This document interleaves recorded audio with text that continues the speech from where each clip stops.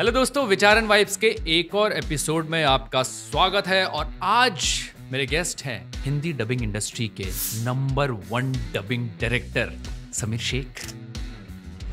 समीर भाई से हमने बात की कि कैसे होती थी 90s में डबिंग। उस जमाने में ना 90s में जब ये केबल स्टार्ट हुआ था जी का, और डीडी मेट्रो पे हमारे ना हिंदी पिक्चरें बहुत दिखाते थे पुरानी।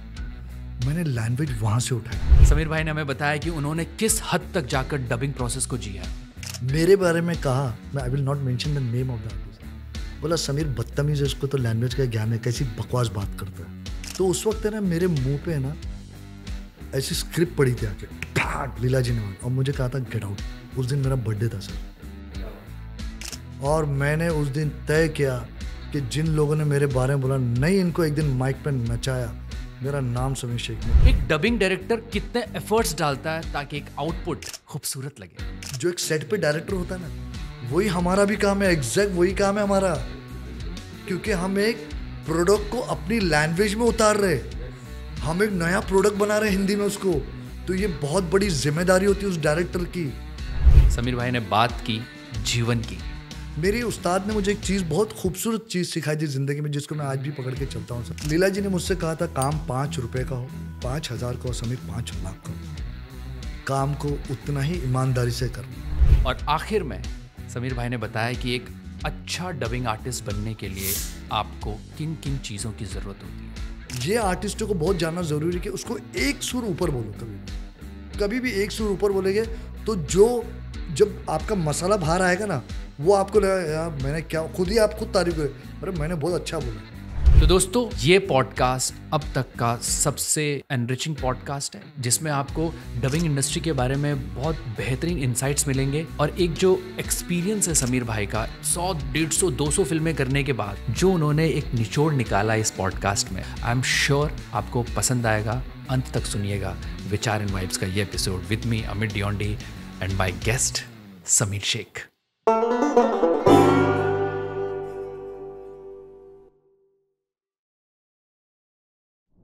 दोस्तों, मेरे साथ हैं समीर शेख। Thank you.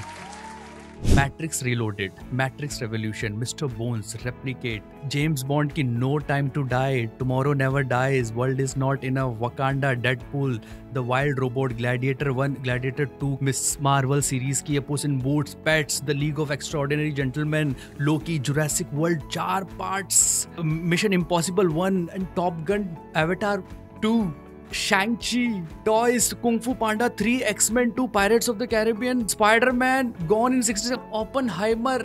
मतलब अभी मैंने ना बहुत कम नाम लिए हैं क्योंकि इनको भी याद नहीं रहता इन्होंने कितनी फिल्में की हैं। You forget to mention one movie which is going right now very hit, that is Deadpool versus Wolverine. Wolverine। देखो, मैं कभी पहली डेट पे टच वच नहीं करता, पर लगता आज करना पड़ेगा। ओह, पंजा नुन्नू के साइज का हो गया है। डेडपूल वर्सेस वुल्वरीन अगर आपने हिंदी में देखी है तो उसके पीछे के जो डायलॉग्स हैं, जो परफॉर्मेंस है, वो हमारे समीर भाई ने निकलवाया। डायलॉग परफॉर्मेंस तो मैंने निकाला, डायलॉग का जो credit I will give it to Mayur Puri, कि उन्होंने बहुत बेहतरीन लिखा। तो क्या, जब राइटर की एक स्क्रिप्ट जब अच्छी होती है ना, तो डायरेक्टर को उसमें खेलने मजा आता है। लाइक आई मस्ट से कि मैं ऑलवेज अमित को ही प्रिफर करता हूँ लिखने के लिए, लेकिन इसका टाइम नहीं होता, तो वो मजबूरी हमारी। ही ऑल्सो गॉट, क्योंकि डायलॉग कभी भी राइटर, कैन आई से ऑन दिस टॉपिक? हाँ बिल्कुल, कैन आई? बिकॉज राइटर क्या होता है, राइटर लिखने के लिए आज की तारीख में लिख देते हैं। Nobody comes out with out of the box, के आउट ऑफ द बॉक्स कौन लिख सकता है? बहुत कम राइटर है, बहुत कम। मैं बोलूंगा इस डबिंग लाइन के अंदर चुनिंदा राइटर्स होंगे जो आउट ऑफ द बॉक्स अपना जहन लगाते बेसिकली, करेक्ट, वो निकालने के लिए। But otherwise nobody has the time. Writer की बड़ी कमी है, पैसे तो ले रहे उतने ही, फिर बोलते अरे I take this much money, I take that much. लिख के क्या दिया भाई? करेक्ट। अगर अमित अगर पैसे की डिमांड कर रहा है तो मुझे मालूम है अमित का कैलिबर क्या है। अगर मयूर पुरी अगर उस चीज का डिमांड कर रहा है पैसे का, I know what is calibre is. If Mayank Jain is कर रहा है इस बारे में अगर डिमांड का, I know what Mayank can write. Correct. तो जाहिर सी बात है यार, मैं तो ये कहता हूँ, हर प्रोड्यूसर को ये कहता हूँ कि राइटर को अच्छा पैसा दो। बिल्कुल, क्योंकि भले आर्टिस्ट में आप थोड़ा कम कर लो इसमें, क्योंकि आपका वक्त राइटर बचाता है। ना कि आर्टिस्ट। अगर राइटिंग अच्छी है आपकी ना, तो वो सबके लिए जिंदगी आसान है। डब करने वाले के लिए भी, डब कराने वाले के लिए भी, और एक प्रोडक्शन हाउस के लिए भी, कि उसका कॉस्ट ऑफ जो प्रोडक्शन था वो बचता है उसका। बट अफसोस की बात ये है कि कोई प्रोडक्शन हाउस समझता नहीं इस चीज को, बोले राइटर को इतना क्यों दूं मैं। अरे भाई राइटर को ही दे, क्योंकि वही इंपॉर्टेंट है। करेक्ट। खेत को सींचने वाला वही है, राइटर ही है। करेक्ट। जब वो खेत में जब हल चलाएगा ना, तो पेड़ जो उगेगा उसमें जो फल निकलेगा ना, वो राइटर करता है। हम तो खाली पेड़ तोड़ने वाले, उस पर जो फल लगते ना, हम वो ही तोड़ने वाले। लेकिन राइटर वो स्क्रैच से लिख के आपको सजा के देता है पेड़ को, तो he is more important. But people tend to forget writer, क्योंकि उसका बहुत ज्यादा इंपॉर्टेंस होता है इस चीज के अंदर। बट लोग भूल जाते हैं राइटर क्या है यार, 5,000 में लिख दे, 2,000 में लिख दे, तू 1.5 में लिख दे। मैं तो बोलता हूँ उसको ज्यादा पैसा दो, ताकि आपका कॉस्ट जो है ना, प्रोडक्शन कॉस्ट, वो सेव। बट अमित को कोई एफर्ट नहीं कर सकता। मयूर पुरी को बोलता है अरे बहुत महंगा है ये, नहीं तो ऐसा मत कर, ये बात रियल है, जो फैक्ट है वही फैक्ट है। और मयंक जैन में अगर डिमांड करे तो मयंक जैन से बोलता है अरे यार ये तो बहुत ज्यादा ही मांगता, मुंह खोलता है। मुंह नहीं खोलता, वो अपनी मेहनत का मांग रहा है। और मैं आई ऑलवेज से there is always a way, हर एक बीच का रास्ता है सब जगह पे। करेक्ट। तो अगर समझो, मान लीजिए अमित अगर ₹1,00,000 राइटिंग का मांग रहा, तो भी एक बीच का रास्ता है कि अमित चल इतना नहीं तो इतना ले लिया। मैं तो अगर शायद मैं इतना बड़ा प्रोड्यूसर होता तो definitely I would love to work with this guys. Yes, of course Amit has written for me, Mayank has written for me, not Mayur Puri has written for me, but we always have a बीच का रास्ता। He told me Sameer मैं इतना लूंगा, मैं इतना नहीं इतना दूंगा, तो बोले ठीक है। तो मतलब उसको जमा करके उसने ओके बोला। और कुछ सीरीज के लिए अमित ने लिख के दिया, it was a fantastic series, जिसमें मुझे किसी तरह की तकलीफ नहीं, ना मुझे ना आर्टिस्ट को। तो वो क्या है, तो एक चीज मक्खन की तरह निकलती है, और जब वो सच के निकलती है, जब हम उसको संवारते हैं, वो दुल्हन जब बाहर निकलती है तो इतनी खूबसूरत दिखती है दुल्हन। तो वो दुल्हन को संवारना और सजाना जो होता है ना, वो स्क्रैच जो होता है, वो मेन होता है, राइटर होता है हमारा। क्या बात है, आपने राइटर्स को तो बिल्कुल चने के झाड़ पे चढ़ा दिया। नहीं, ये चने की ये हकीकत है, लेकिन लोग है ना हकीकत से मुंह फेर लेते हैं। मुंह फेर ले, मैं कभी मुंह नहीं फेरता हूँ। राइटर जो अच्छा लिखता है उसकी जैसे अभी डेडपूल की मैंने क्रेडिट दिया मयूर पुरी को, बिकॉज अगर मयूर पुरी अच्छा नहीं लिख पाता तो आर्टिस्ट अच्छा परफॉर्मेंस नहीं कर पाता, और डायरेक्शन में भी उतने खूबसूरती नहीं आ पाती। जाहिर सी बात है, क्योंकि अच्छी लाइन लिखी है तो आप बता सकते हो कि भाई इसको इस तरीके से बोलो। उसमें एक डायरेक्टर को बहुत हेल्प मिलती है। अगर वो उसका अपना कुछ डालना चाहता है ना मसाला, तो वो उसके ऊपर और तड़का डाल सकता है। करेक्ट। अगर आपका राइटिंग अगर सड़ी भी लिखी है तो डायरेक्टर कितना फोड़ लेगा सर अपना। वही है ना, अगर आपको स्क्रिप्ट मिल रही है ए लेवल की, तो डायरेक्टर उसको A+ बनाता है, A++ बना देता है। लेकिन अगर स्क्रिप्ट ही मिल रही C++, तो ज्यादा से ज्यादा डायरेक्टर B तक पहुंचेगा, B+ तक पहुंचेगा, वो A1 उससे ज्यादा, क्योंकि ऑन टेबल इतना नहीं किया जाता, स्कोप नहीं होता हमारे पास। तो अब दोस्तों, अभी हमने राइटर में बड़ा डिस्कशन कर लिया, लेकिन जो समीर भाई हैं वो हैं डायरेक्टर, डबिंग डायरेक्टर। जितने भी आप लोग, देखता हूँ मैं कि यूट्यूब में हर जगह रील्स वायरल हो रही हैं, लोग परफॉर्म करके, सब आर्टिस्ट लोग अपना डाल रहे हैं लोकलाइज वर्जन ऑफ जो भी एनिमे हैं या फिल्म्स हैं, कि कैसा परफॉर्म किया है। उस एक्टर के पीछे, उस डबिंग आर्टिस्ट के पीछे एक डायरेक्टर का हाथ होता है। बेशक। तो समीर भाई, सबसे पहले मुझे बताइए, डबिंग डायरेक्शन होती क्या चीज़ है, क्या होता है प्रोसेस डबिंग डायरेक्शन? देखिए, प्रोसेस मैं कहूँगा ना तो इतना डिफिकल्ट है, ना तो इतना सिंपल है। जब मैंने शुरुआत की थी, जब लीला जी के साथ 90s के अंदर, तो उस टाइम पे मैं स्टूडियो में नहीं बिठाया जाता, मुझे बाहर बिठाया जाता था। अच्छा। तो मैं स्क्रैच से आपको बता रहा हूँ कि डायरेक्शन एक डायरेक्टर को कैसे सीखना पड़ता है। हमारे ज़माने में हमने तो ऐसे ही सीखा है। करेक्ट। मुझे अभी का नहीं पता कि डायरेक्टर लोग क्या सीखते हैं अभी, और वो क्या उनको सिखाया जाता है। तो मुझे पहले एक काम दिया गया था, वो काम था, आप हंसोगे, शेड्यूलिंग करना, which is very important for a director. Correct. कि शेड्यूल कैसे किया जाता है, कि ये आर्टिस्ट कितना टाइम लेगा। अमित देवंडी को अगर मैंने बुलाया तो मुझे इतना अंदाजा होने से कि अमित इतनी देर में तो मेरा काम निकाल देगा। ये बहुत important. Then other comes the logistic department, where एक डायरेक्टर की जिम्मेदारी, मैं बता रहा हूँ आपको मैं, कि उसकी जिम्मेदारी, लोग सोचते हैं कि डायरेक्टर की जिम्मेदारी सिर्फ डायरेक्शन देना है। नहीं, it's overall thing, very sitting on the seat ना। मैं हर वक्त हर डायरेक्टर से कहता हूँ कि जो सीट पे, जिस सीट पे आप बैठे हो ना, वो बहुत इंपॉर्टेंट सीट है। क्योंकि आर्टिस्ट जो होता है ना, वो बहुत शाना होता है। वो आर्टिस्ट बहुत शाना होता है। अगर कोई गधा यहाँ बैठा है ना इस सीट पे, और उसने एक भी जेस्चर बोलने के तरीके में गलत बोल दिया ना, वो जो आर्टिस्ट है ना, उस वक्त इमीडिएटली समझ जाता है कि ये पीछे बैठा है इमीडिएटली। और फिर क्या करता है वो, जो एक चैरियट जो होती है ना, जो घोड़े लेके चलते हैं, वो पूरी लगाम अपने हाथ में ले लेता है कि भाई आप घोड़ा तो मैं चलाऊंगा, ये पीछे तो गधा बैठा हुआ है, ये ओवर पावर हो जाता है। तो मैं आई ऑलवेज से कि you have to be one up. I am not saying कि आप दिखाने के लिए वन अप करो, करेक्ट, आप आपकी होशियारी बताओ, करेक्ट, आप ये बताओ कि आपका कितना इन्वॉल्वमेंट है प्रोजेक्ट के अंदर, correct, how much deep you are into the project. Right, आप एक जब फ्रेम देखते हो आप, उसके अंदर आपको हर चीज देखना पड़ता है कि वो किस तरीके से बोल रहा है, उसका बॉडी लैंग्वेज कैसी है, बहुत सारी चीजें देखनी पड़ती है आज की तारीख में इंडस्ट्री के अंदर कि there are no director left. Yes, some are there, I will not deny on that part, some are there. मैं जिनका नाम भी मेंशन करना चाहूंगा, आई लाइक सिमरन जो साउंड एंड विजन में, आई लाइक रिद्धि ठक्कर जो she does freelancing with Aradhana also, she is a fantastic director. Then I will say, in fact I will एक प्रोड्यूसर का भी नाम लूंगा मैं इसके अंदर, I like Rajeev Raj, he is a good director, he is a very good director, yes, he is a बहुत अच्छा डायरेक्शन है उसका, वो सब कुछ समझता है बराबर।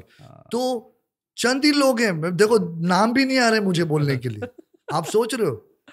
और ये मैं किसी के अगेंस्ट नहीं हूँ, मैं किसी के बारे में बात बुराई नहीं कर रहा हूँ भाई, जो डायरेक्टर लोग हैं, I am sorry to say that, मैं किसी का, जो मेरी समझ में जिनको मैं एक बेहतर डायरेक्टर समझता हूँ, तो मेरी नजर में ये बेहतर डायरेक्टर लोग हैं। ये डायरेक्टर मेरे, अब तो मेरे जुबान से सिर्फ 3 ही निकल रहे। आप सोचिए कि मुझे सोचना पड़ रहा है, जहन पे जोर डालना पड़ रहा है। एक और भी है अबुल है, भले उसका जॉनर बहुत डिफरेंट है, वो तमिल पिक्चर, लेकिन साउथ का करता है, लेकिन उसकी क्रिएटिविटी कमाल है। हाँ, साउथ के फिल्मों में। तो मैं ये कह रहा हूँ कि जो आपने नाम लिए कुछ और डबिंग डायरेक्शन के बारे में बताया, उनके डायरेक्शन में ऐसी क्या बात है, वो क्या ध्यान देते हैं, क्या वो आर्टिस्ट से कैसे निकलवाते हैं? उसमें आप भी हैं, आप बिल्कुल फ्लैग बेयरर हैं, सबसे आगे आप चल रहे हैं हमारे। देखिए इम्पोर्टेंट क्या है ना, पहले इम्पोर्टेंट क्या होता है कि see I will not talk over the casting part of it. Okay, मैं इन लोगों को कास्टिंग के अंदर मैं नहीं करूंगा। हाँ, कास्टिंग हो गई, ये डिफरेंट चीज है। नहीं, कास्टिंग पे मैं आऊंगा, ये भी मैं आऊंगा, डायरेक्शन तक कास्टिंग कितनी इंपॉर्टेंट है। और फॉर एनी हाउस जो भी आज काम कर रहे हैं लोग, उनके लिए कास्टिंग कितनी इंपॉर्टेंट है, मैं इसके ऊपर भी आपको आगे फर्दर में जिक्र करूंगा कि एक कास्टिंग क्या होती है और क्या कर सकती है कास्टिंग आपके लिए। डायरेक्शन के अंदर जो जिन लोगों के मैंने नाम बताया, देखिए मैं इन लोगों को, जैसे सिमरन को I know her very closely. Simran ना हर चीज का ध्यान रखती है। जैसे मैंने कहा कि फ्रेम देखना, एक फ्रेम में एक चीजों को देखना, कैसे करवाना है उसको, उससे ना उसका गन्ने का जूस निकालने आता है उसे। राजीव राव को जूस निकालना आता है, बिकॉज राजीव राव खुद भी एक आर्टिस्ट है। उससे पहले मैं उसको एक अच्छा डायरेक्टर मानूंगा, आर्टिस्ट नहीं बोलूंगा। तो राजीव राव नोज कि वो इससे क्या निकाल सकता है। मतलब एक डायरेक्टर को पता होना चाहिए, जो बंदा स्टूडियो के अंदर माइक के सामने खड़ा है और जो कैरेक्टर वो कर रहा है, उस बंदे को कहाँ तक लेके जाना है कि मेरा आउटपुट उसके मैच करता हुआ निकले। जी हाँ, ये बहुत जरूरी है। तो डायरेक्टर बीच बीच में प्रॉम्प्ट करता है कि नहीं भाई ऐसा नहीं हो रहा, क्या कैसे कैसे डायरेक्शन में क्या क्या आप बोलते हो? देखिए डायरेक्शन में जैसा है ना, मैं अभी आपको एग्जांपल दूंगा कि पहली बात तो डायरेक्शन के अंदर है ना, एक चीज का आपको बहुत जरूरी है ये ध्यान देना कि आपको आपके जहन में ये डायरेक्टर, उसको मैं मानता हूँ कि वो ना, मैं एग्जाम्पल आपको दूंगा, एक लड़की जात का मैं एग्जाम्पल दूंगा आपको, जिसका नाम नेहा गारगाव है। नेहा गारगाव ने आज तक जितने भी रोल किए, और शिल्पी पांडे, इस लड़की का भी नाम लूंगा मैं, इन दोनों ने जितने भी रोल किए, इनको सॉफ्टी बिकॉज इनकी वॉइस बड़ी स्वीट है, तो इनको इन लोगों ने इसी ट्रेंड में लेके गए, इसी ट्रेंड में इसको, अरे स्वीट है, हीरोइन है, इसको ये वॉइस दो। नहीं, उसको ट्राई करो। आप जब डेयरिंग तभी होती है जब आप एक ऐसे आर्टिस्ट को ट्राई करो जो सॉफ्टी रोल किया, लेकिन आप उसको अचानक एक विलन दे देते हो करने के लिए कि तू ये कर। करेक्ट। और वो ना, उसमें उस आर्टिस्ट में विश्वास, एक डायरेक्टर को होना चाहिए, भरोसा। और मुझे मेरा गट से ये, मैं आज तक जिंदगी में जितना भी काम किया ना, मैंने बहुत रिस्क लेके काम किया सर। मैंने बिंदास रिस्क उठाया आर्टिस्ट पे, मुझे मालूम है ये कर लेगा। और वो प्रूफ, क्योंकि मैं पहले समझाता हूँ, फिर उसको लेके चलता हूँ कि नहीं ऐसे नहीं, ऐसे बोल, ऐसे। मैं खुद आई am not a good dubbing artist, I am a very bad dubbing, but I am a fantastic director. I can show you, I can, मैं आपको ना, अगर आप बोलेगे ना नहीं हो रहा करके दिखा, तो मैं ये चैलेंज मैं बहुत एक्सेप्ट करता हूँ हर एक से, करके भी दिखा, मैं करके दिखाऊंगा, माइक पे आके करके दिखाऊंगा आपको। ये मेरे में इतनी खूबी तो है, इतना बूता है मेरे में। I don't know about the other director, but at least I can show that. मैं आपको एग्जांपल देता हूँ, वर्टिकल लिमिट पिक्चर कर रहा था मैं। उस पिक्चर के अंदर Rajesh Khattar was dubbing for that hero. तो उनको है ना उल्टी सांस लेके डब करना है, बिकॉज वो बर्फ के अंदर है, यू नो, एंड ये लेके डब करना है, and he was not able to do it, he was not able to do it, he was not able to, मतलब राजेश, और मैं करके बता रहा हूँ राजेश को पीछे से, राजेश ऐसा नहीं, राजेश ही गॉट बॉक्स, तू करके दिखा, मतलब करके दिखाऊंगा, पैसा पूरा ले लूंगा मैं तेरा अगर मैं डायलॉग बोल के दिया तो।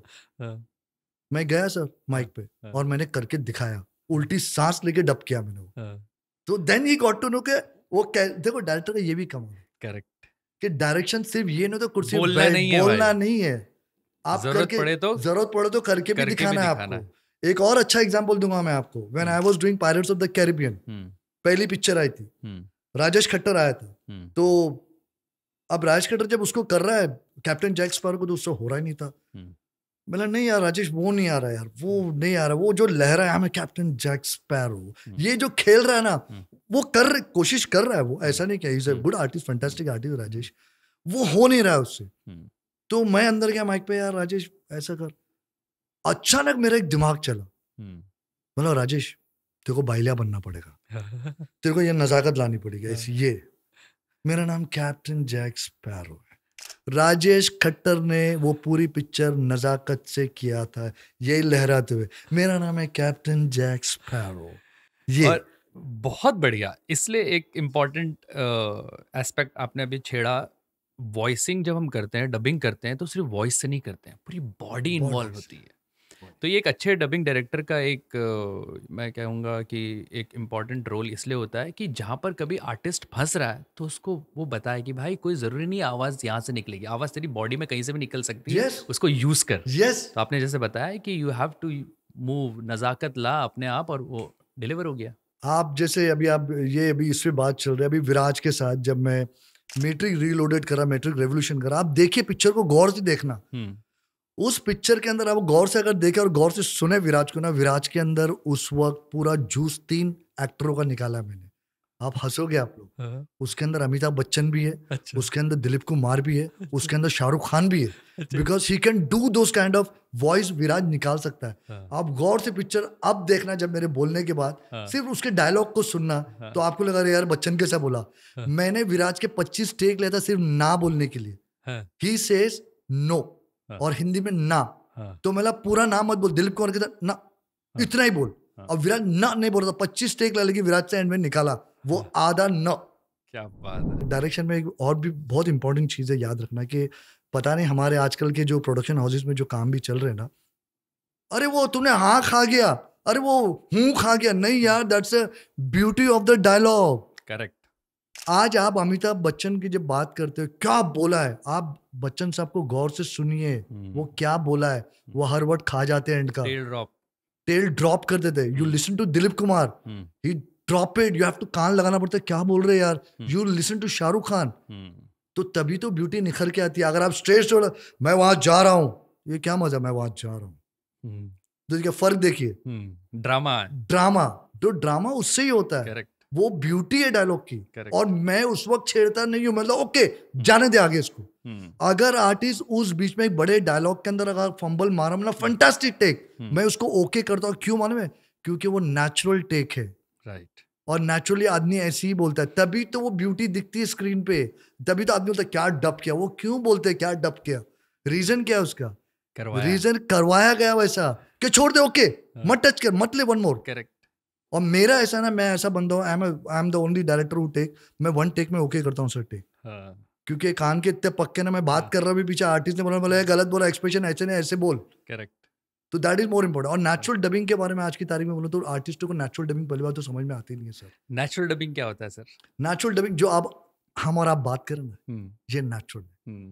When you tell me कि समीर भाई नेचुरल डब करो, बोलो तो अभी डबिंग कर रहे हैं मैं, now you are a director, now you tell me Sameer भाई नेचुरल डब करो। समीर भाई जरा नेचुरल डब करो ना यार, कैसे कर रहे हो आप? तो अमित क्या है ना, मैं वहां गया था ना, उसके नीचे ये घुस जाते हैं भाई, ये नेचुरल डबिंग नहीं है, नीचे घुसना नेचुरल डबिंग नहीं है। करेक्ट। नेचुरल डबिंग ये होती है कि जब मैं बात कर रहा हूँ, क्या मैं तुम कैसे हो, बाकी सब ठीक चल रहा है ना अमित घर के ऊपर, देखो मैं लो में भी जा रहा हूँ तो, लेकिन मेरा प्रोजेक्शन है वॉइस का। Correct. I am not dropping those thing down, this is the natural dubbing. और फिर जो डबिंग चल रही है आज के दौर में, और अमित कैसा चल रहा है? अमित मस्त चल रहा है ना, तो फर्स्ट क्लास ना तो ये कौन सी डबिंग? इसीलिए जो हमको ना गालियां पड़ती है ना, यही रीजन है, यही रीजन है ना। This is the reason, because sing song dubbing जिसको हम कहते हैं, दिस इज ये सिंग सॉन्ग जो डबिंग की वजह से ना हमारी डबिंग लाइन बदनाम हो गई सर। मैं ये कोई क्लेम नहीं कर रहा हूँ कि मैं बहुत बड़ा director, I am sorry to say, मैं for to anybody home so I concern, I am not claiming that thing, but ये मेरा तजुर्बा है, ये मेरे गुरु का आशीर्वाद है जिनसे मैंने सीखा है कि हम दोनों, फॉर इंस्टेंस आई विल से अशीम दा ऑल्सो, अशीम सामंता, क्योंकि वो भी देखो वो तो बॉर्न एंड ब्रॉट अप उसी लाइन में हुए, फिल्म में उनके फादर इतने बड़े डायरेक्टर शक्ति सामंता रहे, आराधना फिल्म, ये वो, अशीम दा खुद 10-12 पिक्चरें बना चुके। तो हम लोग को ना नेचुरल सुनने की आदत है, करेक्ट, नेचुरल सुनने की आदत है, और हमारे पास आके स्टूडियो में फंस जाता है आर्टिस्ट। अब क्लेम करेगा बड़ा बड़ा, मैंने फलानी जगह क्या, मैंने नेटफ्लिक्स है क्या, हमने ठीक है आइए आप माइक पे, जैसे ही माइक पे खत्म हक दिया अरे भाई क्या बोला तूने यार, सर ऐसा नहीं, ऐसे बोले ना सर, ऐसे नहीं ऐसे, अरे बोले यार ये कौन सी डबिंग कर रहा है, इसी को तो नेचुरल डबिंग बोलते हैं। अब नेचुरल डबिंग बोले तो जो हमारा आप बात कर, दिस इज वेरी नेचुरल, इसी में ही खूबसूरती है, लेकिन लोग समझ रहे नहीं है। और क्या हो गया है, जैसे आपने कहा कि डायरेक्टर खत्म हो चुका आज की तारीख, जो हमारा वजूद है ना चंद लोगों के से खत्म हो गया सर, और जो अच्छे खासे लोग भी है ना, वो भी इन चीजों को, जो हमारे माहिर लोग हैं डायरेक्शन डिपार्टमेंट जो बैठे, वो भी इन चीजों को समझते। देखो हम है ना पुराने लोग हैं, मेरी उस्ताद ने मुझे एक चीज, बहुत खूबसूरत चीज सिखाई थी जिंदगी में, जिसको मैं आज भी पकड़ के चलता हूँ सर। उनका उस्ताद कौन? मेरे लीला जी मेरी उस्ताद है। लीला जी ने मुझसे कहा था काम 5 रुपए का हो, 5,000 का हो समीर, 5 लाख का हो, काम को उतना ही ईमानदारी से करना।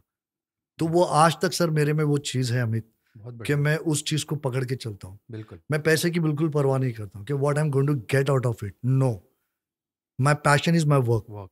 अगर इंसान में अगर पैसा तो आएगा ही, कहीं जाएगा नहीं, बिल्कुल, पैसा में, तकदीर में पैसा होगा ना तो वो कहीं से भी आएगा। यस, अगर नसीब है पांडु तो क्या करेगा समझ गए आप, तो आप कुछ नहीं कर सकते हो, कुछ नहीं कर सकते। जो पैसा आना है, दौलत आनी है, वो कहीं से भी आएगी, किसी तरीके से भी आएगी, वो गायब से आएगी, वो आपको नहीं पता ये दौलत कहाँ से आ रही, वो आपको नहीं पता है कौन मुझे काम पे बुला रहा है, मैं तो जानता भी नहीं, कोई किसी ने फलाने शख्स, फलाने अमित को रिकमेंड किया फलाने हाउस में, जो हाउस पहचानता भी नहीं अमित को, वो हाउस आपको बुला रहा है, काम कर रहा है। तो ये नसीब का, पैसा तो मिलना नसीब का है, लेकिन काम के साथ ईमानदारी करना, that is very important for any director and for, ये हम पे ही नहीं एप्लीकेबल होता है, ये फॉर आर्टिस्ट पे भी होता है कि never say no to your work, never say कि यार इतने पैसे तो नहीं मिल रहे, मैं इतना, या तो फिर आप काम करो मत। अगर आपको पैसे नहीं मिल रहे तो यू डोंट वर्क, और अगर आपने उस पर तय किया है और जब आप कर रहे हो तो उसको ईमानदारी से करो, करेक्ट, उसको पूरा जस्टिफाई करो उस चीज को कि what you have taken money for it ना, तो जस्टिफाई दोस थिंग्स। और आप डायरेक्शन सीट पे बैठो तो उसको उस सीट को ना जस्टिफाई करो। जब औलाद होती है तो औलाद को बहुत संभालते हो ना आप, तो जो काम होता है ना वो औलाद होती है आपकी, उस औलाद को संभालना है, उसको पाल पोस के बड़ा करना है आपको, तो ये बहुत इंपॉर्टेंट चीज है। वो औलाद है, आज वो औलाद को संभालते संभालते आज मेरी औलाद बड़ी हो गई समझ रहे हो, मेरे बच्चे बड़े हो गए, तो ये काम मेरे लिए एक औलाद है। yes.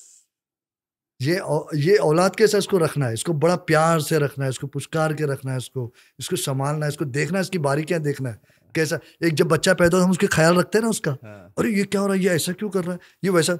तो डायरेक्शन भी वही चीज है, आपको उसी से सीखना है सब कुछ।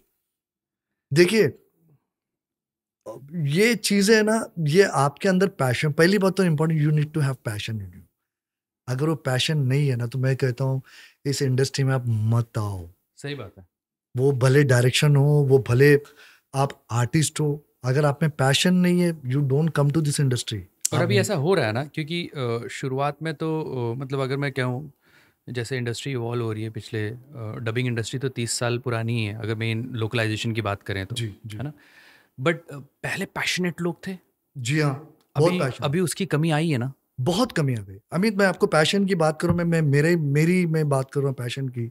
जब मैं लीला जी का काम करता था, मैं जब sound and vision, I was there with sound and vision, जो हमने घसी है अपनी, जो तेल निकला है सरसों का हो, राई का हो, चने का हो, वो जो भी तेल निकला हमारा, लेकिन हमने ना उस चीज को ना वो सीखा, हमने ना नहीं कहा हमारे बॉस को, हमने लीला जी को कभी ना नहीं बोले, यस विल डू इट।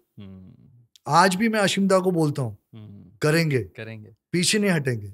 तो ये जज्बा जो है ना बहुत इंपॉर्टेंट बहुत है, इंपॉर्टेंट है। बहुत और important ये आज कम हो गया है आज की जनरेशन में, या आज के जो भी हो, वो उनकी अप्रोच ऐसी क्यों हो गई है सर? वो क्या लग रहा रीजन है क्या है ना आपको? सर, ये लोग पैसे में कैलकुलेट करें ना, हर चीज को पैसों में तोड़ रहा पैसों है। में तोड़ रहा। अगर आप कलाकार अगर पैसे में हर चीज तोड़ने लग गया ना तो फिर कलाकार नहीं रहा सर। हम्म, देखो कला पैसे देती है, मैं ये नहीं कह रहा हूँ कि कला पैसे नहीं देती, आपको मिलेगी जरूर। मैंने क्या कहा, एक अल्फाज थोड़ी देर पहले मैंने कहा, नसीब। अगर आपके ये बुलंद है ना तो आपको कहीं से भी दौलत आनी वो आएगी आपके पास। शोहरत, इज्जत, औरत, ये सब कुछ आपको मिलेगा जब आपके ये मजबूत हो गए ना, ये सब कुछ मिलेगा सर। ऐसा नहीं कि नहीं मिलेगा, लेकिन उसके लिए मेहनत तो करो। मैं ये जरूर कहूंगा, तकदीर पहले है, मेहनत बाद में। लेकिन मेहनत के साथ तकदीर भी बुलंद है आपकी ना तो मजा आ जाएगा, तब मजा आता है। काम तो सभी अच्छा करते, मैंने तो कभी नहीं कहा कि काम बुरा करते। लेकिन कभी कभी मेहनत से भी अपनी तकदीर बनाई जाती है। मैं इसमें बिलीव नहीं करता हूँ। Okay, I always believe in तकदीर फर्स्ट। मेहनत तो हर कोई करता है सर। हम क्रिएटिव तो मतलब हम यूं बैठते तो मतलब क्या, हम बड़े बहुत मेहनती हो गए हम लोग। हम बहुत मेहनती हो गए। आज बात कर रहे तुम और मैं, एसी ऑन है, मस्त है, एकदम चल रहा है, तो साफ सुथरे कर। मेहनत तो खड्डा खोदने वाला भी करता है, फिर उसकी तकदीर क्यों खड्डा खोदने की वहां? तो मतलब आपको लगता है तकदीर इम्पोर्टेंट है? यस सर, तकदीर बहुत इंपॉर्टेंट है। मेहनत तो हर कोई करता है। मेहनत तो हर कोई करता, कौन नहीं करता बताइए ना, कौन नहीं करता? आप आपके आतरफ में घूम लीजिए, आतरफ में घूम लीजिए, आप देख लीजिए, अड़ोस पड़ोस में देख लीजिए आप, मेहनत हर कोई इंसान करता है। लेकिन क्या कहता हूं मैं, मेहनत के साथ you need to have that passion in you. Passion बहुत जरूरी है हर चीज के लिए। देखिए सर, मैंने भी ना, अमित, मुझे पैसे नहीं मिले लेकिन मैंने मेरे पैशन को नहीं छोड़ा अमित। वही पैशन इंपॉर्टेंट, पैशन को नहीं छोड़ा अमित। अभी आजकल लोगों का पैशन पैसा बन गया, शायद पैसा बन गया अमित, कि पैसा कमाना है, वही पैशन है। मैं आपको मालूम है, मैं 1,500 की नौकरी पे सर काम करता था मैं, व्हेन आई जॉइन। और टाइमिंग क्या था ना, सुबह 10 बजे I need to be touch at the studio at VGP। आप सोचिए 10 से लेकर रात के 11 शिफ्ट्स के अंदर 344 या 345 बस नंबर है कुछ, 445 समथिंग, 413 है, 470 समथिंग नेम है। वो बस रात के 11 बजे बंद हो जाती थी। तो अगर कभी मोना होती तो मोना मेरे को, और जबी करके एक रिकॉर्डिस्ट हुआ करता था, he went to Canada now, he is in Canada. तो हम दोनों को चकाला तक छोड़ती थी, होली फैमिली चर्च तक। फिर हम दोनों वहां से बस पकड़ के अंधेरी स्टेशन जाते थे सर। हाँ, वहां से ट्रेन पकड़, 1 रुपए के 2 अंडे मिलते थे उस टाइम पे, 8 आने के। हम पत्थर पे बैठ के खाते थे अंडे। फिर उसके बाद वेस्ट में जाते थे क्रॉस करके, फिर वहां से हम 251 बस पकड़ के, मैं 4 बंगला उतरता था, जबी वर्सोवा जाता था। हमें सोए तक घर पे ना रात के 2 बजते थे, और सुबह फिर उठना हमें और भागना है।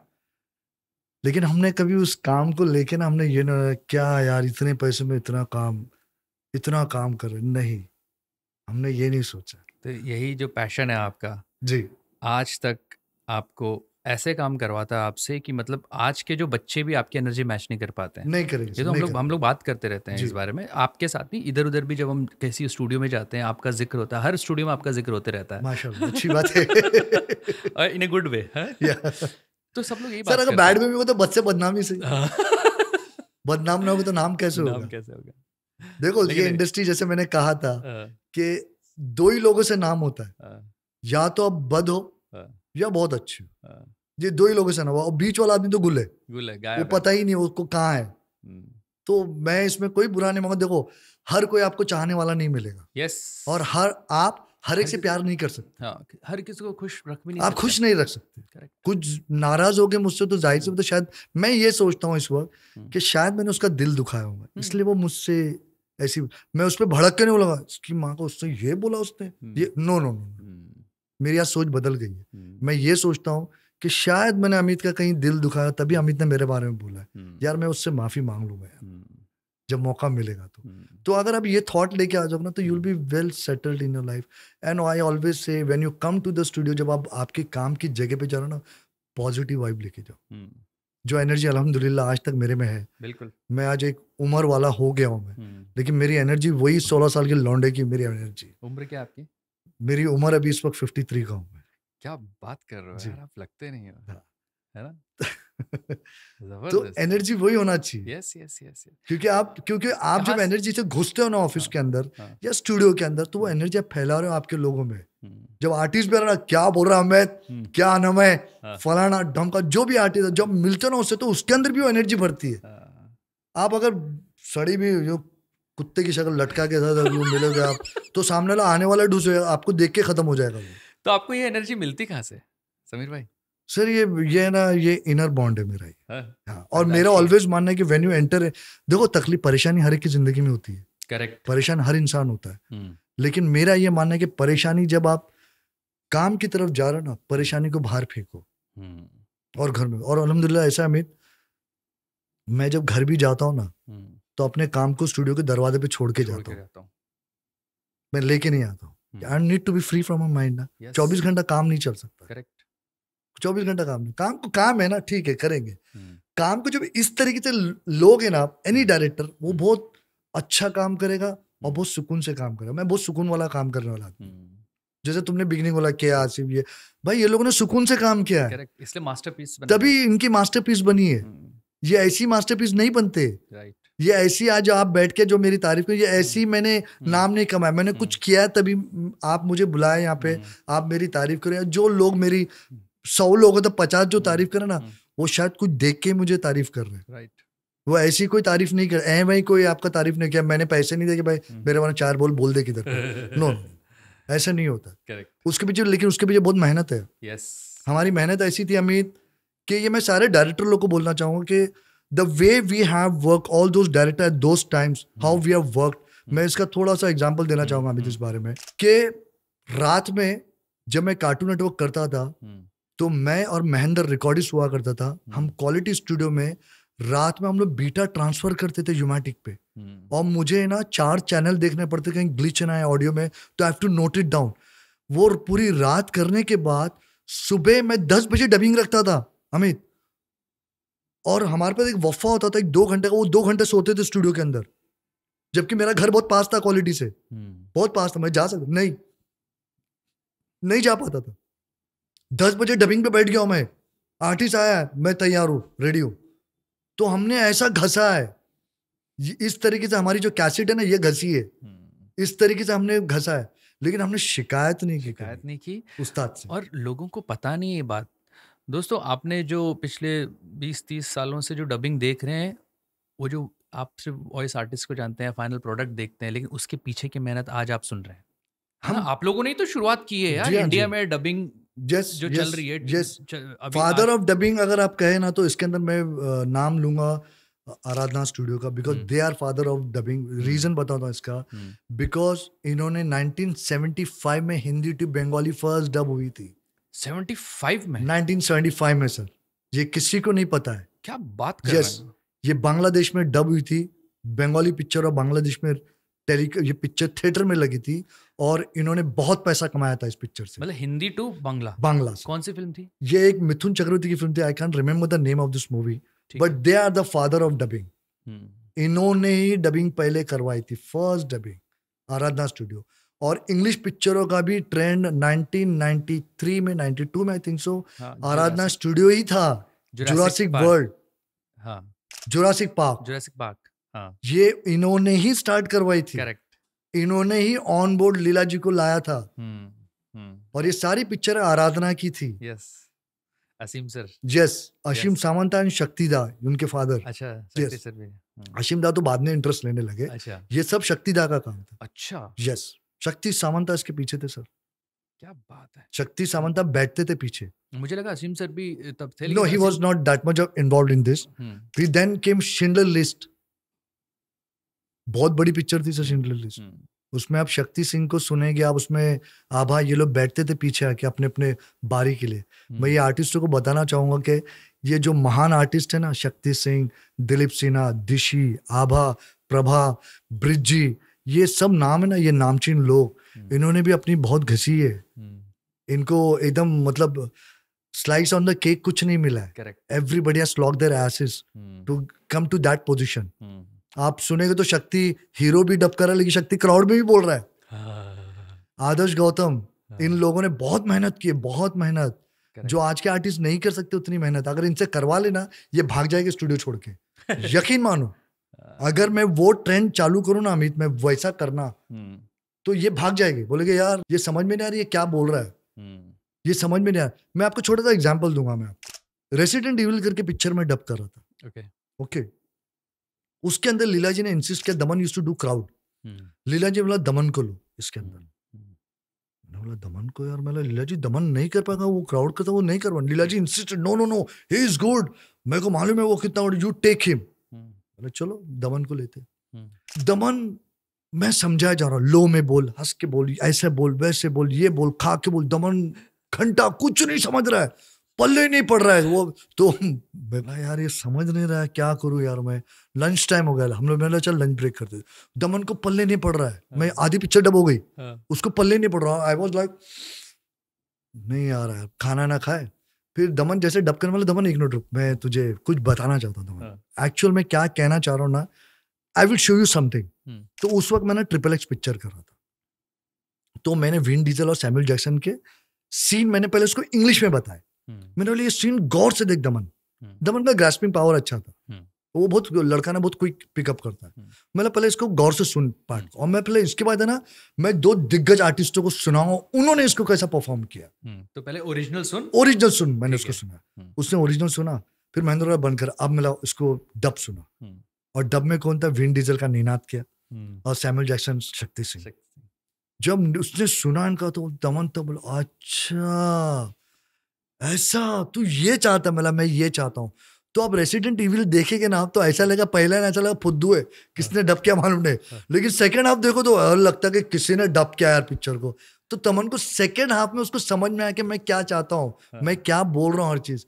तो ये बताना पड़ता है। लोगों को लगता है कि एक्टिंग करना बहुत आसान है, डबिंग करना बहुत आसान। देखो उस वक्त ना डबर कहते थे ना, तो मुझे मेरे दिल को बहुत तकलीफ होती थी कि यार हमारा काम इतना मेहनत का है, सर हमारी कोई रिकग्निशन नहीं। आज भी हम डायरेक्टर की कोई रिकग्निशन नहीं है सर मार्केट में, हमको कोई नहीं पहचानता। जबकि बहुत इंपॉर्टेंट जॉब है ये बहुत इंपॉर्टेंट। लोकलाइजेशन हो रहा है, आप एक ऑल ओवर वर्ल्ड में जो कंटेंट बन रहा है उसको आप अपनी लैंग्वेज में सुन रहे हो, वो सही सुनाई दे, अच्छे से सुनाई दे, उसकी सैंटिटी मेंटेन रहे, कैरेक्टर की, स्टोरी की, उसी इमोशन में, उसी एक्सप्रेशन में आए। वो एक डायरेक्टर का काम होता है, डबिंग डायरेक्टर का काम होता है। लेकिन अभी हमारी पहचान नहीं, अफसोस की इस बात है, पहचान नहीं। पैसा लेके, पैसा तो यार सब कमा ले, अगेन आई विल से पैसा तो सब कमा लेते, लेकिन हमको एक वो नाम नहीं मिलता है। हम लोगों को बड़ी अफसोस की बात है कि हम पर्दे के पीछे रहते, अपना पैसा लेते और घर चले आते, खाली दिल की खुशी के, अरे ये किया, डेडपूल किया, उसके बाद क्या, कौन है, किसी को नहीं पता। करेक्ट। हम लोग वो शख्स है ना, हम लोग गुमनाम है कोई, हम लोग वो है, हम लोग गुमनाम लोग हैं। पता नहीं क्यों नहीं, बट ये गलत है, सबको बताना भी चाहिए आगे। मैंने सर एक डॉक्यूमेंट्री देखी थी बहुत साल पहले, 6-7 साल पहले देखी थी, बीइंग जॉर्ज क्लूनी। तो जॉर्ज क्लूनी की ऑल ओवर वर्ल्ड में जितने भी लोगों ने वॉइस की थी जी, एक बंदा उनको कवर कर रहा था। तो इंडिया में वो आए थे, हमारे शक्ति सिंह सर करते हैं जॉर्ज क्लूनी को, जी हाँ। तो उनका भी इंटरव्यू लिया था सब। उस डॉक्यूमेंट्री में पूरा प्रोसेस बताया गया डबिंग कैसे होता है, ऑल ओवर वर्ल्ड, अलग अलग लैंग्वेजेस का कर रहे थे। तो उन्होंने डबिंग डायरेक्शन के बारे में बताया कि how important this job is. Yes, कि आप एक बंदा है जो लोकलाइजेशन जब हो रहा है उस लैंग्वेज में, तो he is the director, he will say कि क्या बोलना चाहिए क्या नहीं बोलना चाहिए। अगर राइटर ने कुछ लिखा भी है तो सही ये है, क्योंकि उसको दोनों भाषा का ज्ञान होता है। हाँ, है ना, जो सोर्स लैंग्वेज है उसका भी ज्ञान होता है, जिसमें करवा रहे हैं उसका भी ज्ञान होता है। बिल्कुल।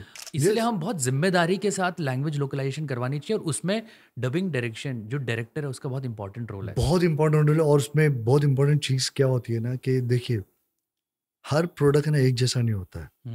Okay, correct. Like example I will give you कि बहुत से डायरेक्टर भूल जाते, व्हेन एक ग्लैडिएटर जैसे कॉस्ट्यूम ड्रामा पिक्चर आई, तो कॉस्ट्यूम ड्रामा का जो डायलॉग है ना, वो एक अलग टोन होता है उसका। इसको मैं ना एक फ्लावरिश जो लैंग्वेज बोलते हैं ना, फूल खिली हुई लैंग्वेज होना चाहिए उसका, मेटाफोरिकली। यस, वो लगना चाहिए। हमें तो क्या गम है, वो उस टाइप का, यू नो, महारानी जोधा, ये जो होते हैं ना राइटर, जो आप देख लीजिए। चलो एग्जांपल देता हूँ मुगले आजम का। अब मुगले आजम में कॉस्ट्यूम ड्रामा है, लेकिन आप उसके डायलॉग देखिए, आप डायलॉग देखिए उसके, अनारकली, वो जिस कलगी में अनारकली की मोहब्बत पेवस्त हो, आप सोचिए, अनारकली की मोहब्बत पेवस्त हो, किस में पेवस्त हो?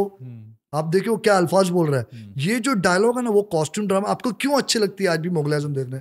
जो डायलॉग है, पेवस्त बोले तो एक मुर्गे की जो कलगी होती है ना, वो देखना आपको ऐसा लगता है कि हम जैसे पुरियां बनाते हैं घर में, वो ऐसी, वो चिटकी भी वो ऐसी होती है, तो उसकी कलगी में पेवस्त हो, उसने इस्तेमाल किया कलगी में पेवस्त हो। आप सोचिए रेफरेंस कहाँ का, मुर्गे का कलगी जो थी उसके अंदर उसकी मोहब्बत पेवस्त हो, बंद हो। तो आप देख रहे डायलॉग का इम्पैक्ट कैसा है। तो ये एक डायरेक्टर को भी समझना चाहिए कि ये पिक्चर है, मैं इसकी लैंग्वेज को कैसे लेके जाऊंगा। ठीक है, फलानी सीरीज में इस सीरीज को, अभी जैसे मैं आपको एक छोटा सा एग्जांपल देता हूँ। मैंने एक जमाने में एक पिक्चर की थी रेप्लिकेट, दमन था उसके अंदर भी, मालविका थी। अब रेप्लिकेट में क्या उसका नाम रखा था, मैं एक छोटे प्रोड्यूसर के लिए काम कर रहा था मैं उस वक्त, तो बेचारे ने बहुत सस्ते में पिक्चर उड़ाई थी। मुझे बोला कि यार ये पिक्चर डब कर, लेकिन पिक्चर थोड़ी एडल्ट थी। उसने बोला मेरे को डबल मीनिंग डायलॉग चाहिए। अब इसमें कमाल देखिए आप, इसमें डायरेक्टर कमाल करता, आर्टिस्ट कमाल नहीं करता, इसमें राइटर भी कमाल नहीं करता। अगर डायरेक्टर होशियार हो ना तो उस चीज को लेके जाएगा। अब उसके अंदर क्या हो गया, दो लड़कियां आमने सामने आ जाती है, दे आर इन अंडरगारमेंट्स। तो एक लड़की दूसरे को देख बोलती nice rack, nice rack, rack, अच्छा हाँ हाँ, देख के क्लीवेज को देख नाइस रैक। अब बताइए इसके अंदर हिंदी में, इसके अंदर आप क्या डालो? यू आर अ राइटर, चलो मैं तुमसे ही पूछ लेता हूँ, व्हाट यू विल पुट? आप चलो मैंने आपको सिचुएशन बता दिया, व्हाट यू विल पुट? गली अच्छी है नहीं, क्योंकि गली अच्छी में लाफ्टर नहीं आएगा सर, लाफ्टर आना चाहिए। नाइस रैक, क्या डॉकयार्ड है। क्या डॉकयार्ड है। दूसरा अल्फाज मैंने इस्तेमाल किया था क्योंकि डॉकयार्ड रैक पे सिंक जाता है, डॉकयार्ड। इसका भी बड़ा ध्यान रखना पड़ता है। यस, लिप का। तो मैंने डॉकयार्ड बोला था और दूसरा मैंने बोला था क्या अरब गली है, क्या अरब गली है, अरब गली। लेकिन अरब गली सिंक नहीं हो रहा था बिकॉज उसका लिप ओपन है। तो डायरेक्टर को इन चीजों का भी बहुत ख्याल, जिसको मैं आपको एक और एग्जांपल देता हूँ, मैं छोटी सी, मैं जो हमारे जो नए डायरेक्टर जो बने हैं ना, मैं आपको प्लीज ये बताना चाहता हूँ कि मुझे लैंग्वेज का ज्ञान कहाँ से हुआ। मैं कोई सिखा सिखाया आदमी नहीं हूँ भाई, लेकिन वही अगेन आई विल से द पैशन। मैं किस लोगों ने मेरे बारे में कहा उस जमाने के आर्टिस्ट में, आई will not mention the name of the artist, बोला समीर बदतमीज है, इसको तो लैंग्वेज का ज्ञान है, कैसी बकवास बात करता है। मेरी कंप्लेंट की, बाकायदा शिकायत की गई मेरी। तो उस वक्त है ना मेरे मुंह पे है ना ऐसी स्क्रिप्ट पड़ी थी आके, लीला जी ने, और मुझे कहा था गेट आउट। अच्छा, आराधना से। उस दिन मेरा बर्थडे था सर। क्या बात कर रहा है। मेरे आंसू गिर रहे थे आंख से और मैं निकल के गया। 7-8 बजे का वक्त था। मैं जाके नटराज स्टूडियो के अंदर से, आराधना स्टूडियो के वहां से रास्ता था नटराज जाने का, नटराज स्टूडियो से निकल के नटराज के बाहर लैंप पोस्ट है, उस लैंप पोस्ट के वहां मेरे बर्थडे के दिन मैं रोते बैठा हूँ कि इंसल्ट, बेइज्जती कर दिया मेरी, एकदम इंसल्ट कर दिया। सामने एक नटराज बार था सर, उस बार में से मेरे दो दोस्त निकले, जिगरी दोस्त, निनाद और मनोज। अच्छा, यस। तो मनोज ने देखा, बोला अरे वो वहां तो समीर बैठा है, समीर चिल्लाए मेरे को लोग ने। तो मैं देखा, मैं ऐसा हाथ दिखा, अब रो रहा हूँ यार मैं, क्या तो लोग क्या हुआ निनाद, तू क्या रो रहा क्यों है? बोला यार मेरे को इस लड़की का काम नहीं करना यार, ये बहुत बदतमीज है। नहीं, तो आप सोचिए निनाद ने उस वक्त मुझे भड़काया नहीं, हाँ छोड़ दो, नहीं, उसने ये कहा कि उसको तू वैसा बन के दिखा समीर, और ये जितने लोगों ने बोला है ना तुझे, इनको बता कि तू क्या है। देखिए सर, चाहता तो बोल सकता था मुझे, अच्छे दोस्त। उसने इतना पॉजिटिव एनर्जी भरा, पंप इन किया मेरे में। फ्रॉम दैट डे, उस जमाने में ना 90s में जब ये केबल स्टार्ट हुआ था जी का, और डीडी मेट्रो पे हमारे ना हिंदी पिक्चरें बहुत दिखाते थे पुरानी, मैंने लैंग्वेज वहां से उठाई। क्या बात है, अपने पे काम किया, अपने पे काम किया मैंने पुरानी पिक्चरें देखता था मैं, black and white picture, I used to see, अच्छा ये सिचुएशन में ये डायलॉग बोलते, ओके ये सिचुएशन में ये डायलॉग बोलते, ओह अच्छा ऐसा। तो I pick up, see this is again, I will come to that part where I am saying passion, जिसमें हमने शुरुआत की थी। करेक्ट, ये मेरा पैशन था। मैंने वहां से लैंग्वेज उठाने लगा और सिचुएशन नोट करने लगा मैं, कि ये सिचुएशन में अच्छा ऐसे डायलॉग बोलना चाहिए, ये सिचुएशन में ऐसे बोलना चाहिए, ये सिचुएशन में ये, मैंने वहां से लैंग्वेज उठाया। और मैंने उस दिन तय किया कि जिन लोगों ने मेरे बारे में बोला नहीं, इनको एक दिन माइक पे नचाया, मेरा नाम समीर शेख ने। और सर अल्हम्दुलिल्लाह मैंने उन लोगों को नचाया सर मैं, और आज भी नचाता हूँ सर मैं। क्या बात है। लेकिन ये देखो अगेन, ये नचाने से मुझे खुशी नहीं हो रही है उनको। करेक्ट, खुशी इस बात की है कि मैंने वो अचीव किया, मैं वहां तक पहुंचा, दैट इज मोर इम्पोर्टेंट। मैं उनको नचाने तो मुझे कोई खुशी नहीं मिली। ऐसा नहीं है कि आप मतलब एक रिंग लीडर बन गए हो, नो ऐसा नहीं है। वो आपकी कदर करते हैं अब कि भाई जो तू बोलेगा मैं मानूंगा, because you know the job. I know my job, मुझे काम आता है, आप काम सिखाओ मत मुझे। करेक्ट, आप सिखाओ मत, मैं काम जानता हूँ तभी मैं इस कुर्सी पे बैठा हूँ। इस कुर्सी की बहुत अहमियत है। Correct. ये कुर्सी जो है ना, ये बहुत इंपॉर्टेंट रोल करती है। सर आपने कहा कि ये कुर्सी बहुत इंपॉर्टेंट है जी, तो मेरे को ये बताइए कि इस कुर्सी के, डबिंग डायरेक्शन की कुर्सी के रोल्स एंड रिस्पॉन्सिबिलिटी क्या होती है, अगर आप इसको लिस्ट डाउन करें तो? सर पहला तो रोल एक डायरेक्टर का यह आता है कि जब कोई प्रोडक्ट आता है, लाइक फॉर एग्जांपल मैं ज़्यादा पिक्चरें करता हूँ, पिक्चर आती है तो हम एक पिक्चर को देखते हैं, पिक्चर को देख के हम उसकी लैंग्वेज तय करते हैं कि ये कैसे लिखी जानी चाहिए। ओके। दूसरी बात, उसके अंदर कोई कैरेक्टर बोलते हैं कि यार कैरेक्टर को, इसको ये कैरेक्टर ऐसा नॉटी है। हाँ, एक मिनट, कैरेक्टर पे आते हैं, उससे पहले लैंग्वेज आपने बोला, लैंग्वेज तय करते हैं। मैं अभी व्यूअर्स को, जो लिसनर्स को, उनको बताना चाहता हूँ, लैंग्वेज तय करते हैं मतलब ये नहीं है कि हिंदी या तमिल या तेलुगु, हिंदी कर रहे हैं मान लो, तो उसकी लैंग्वेज का स्टाइल। तो सर क्या क्या स्टाइल होते हैं? जैसे फिल्म का जो एक डीएनए होता है कोई, देखिए मैं फॉर एग्जांपल आपको हाँ, दूंगा, वो समझाइए जरा थोड़ा सा एग्जांपल दूंगा। जैसे मैं एग्जांपल आपको मैट्रिक्स का पहले स्टार्ट, ठीक है। मैट्रिक्स साइ-फाई मूवी है, टोटल साइ-फाई मूवी है मैट्रिक्स। अब उसके पीछे की मेहनत भी बताता हूँ मैं कि कहाँ तक हमने, मैट्रिक्स और फिफ्थ एलिमेंट, ये दो पिक्चर की मेहनत बताता हूँ। And all credit goes to मरहूम लीला जी के, जो मैं, क्योंकि गुरु इसलिए बोल रहा हूँ कि मैंने सीखा वहां से बहुत कुछ। उन्होंने ना मुझे, मैंने उनसे सब कुछ छीन लिया, उनका जितना हुनर मैंने लेके गया उनके साथ, और उन्होंने मुझे ही देके गया, बाकी किसी को नसीब नहीं हुआ ये हुनर। उनके बाद जितने भी लोग थे किसी को नहीं सिवाय मेरे, क्योंकि उन्होंने मुझे मार के सिखाया। ये मैं आपको बताऊं, वो मारती थी मुझे ऐसा, ये मारती थी मेरी पीठ पे मारती थी, सीखो सीखो बोलती थी मुझे। जब मैट्रिक्स कर रहे थे, आपको मालूम है, पहली बात तो ये सब में आप लोग ऑडियंस सरप्राइज हो जाएगी, मैट्रिक्स सर ये किसी को नहीं मालूम है आज तक इंडस्ट्री में, मैट्रिक्स भगवत गीता पे बनाई गई है। अच्छा। ये खोज है हमारी। अच्छा। हमने वहां से, ये वर्चुअल रियलिटी क्या है, आप जाइए गीता पढ़िए, गीता के अंदर वर्चुअल रियलिटी के बारे में लिखा है। We have gone through Bhagavad Gita. अच्छा। और वर्चुअल रियलिटी वहां से, मैं आपको एक में छोटी सी बात बोलता हूँ, जब इसका प्रीव्यू हुआ मैट्रिक्स का पहली बार, तो हम रीगल थिएटर में थे, तो वार्नर वाले भी सब आए थे, सब पिक्चर देखे बाहर आए, तो लॉबी में ना, उसके ऊपर सेकंड फ्लोर पे लॉबी उसकी, वी आर स्टैंडिंग, और मैं ऐसा खड़ा था, नीचे बड़ा वो होला, मैं ऐसा लॉबी में नीचे देख रहा था मैं, तो मेरे बाजू में ना वार्नर का जो अभी एमडी है, हिज नेम इज डेंजिल, वो आके खड़ा, तो ना पिक्चर देखने के बाद तो सब चुप, क्योंकि पिक्चर किसी को समझ में आई नहीं, मैट्रिक्स है क्या, ये क्या बताया इसने, ऐसे पगला गया, कुछ समझ में नहीं आ रहा, सब बाउंस गया। अब वो डेंजल मेरे को देखता है, मैं उसको देखता, ऐसा देखे एक दूसरे को, मेरा पिक्चर समझ में आई। अब जो जिसकी पिक्चर है वो बोलता है मेरे को समझ में नहीं है पिक्चर है क्या, पिक्चर बनी हुई। उसके बाद हमारी कहानी शुरू होती है सर, कि भाई ये क्या है, लोकलाइजेशन।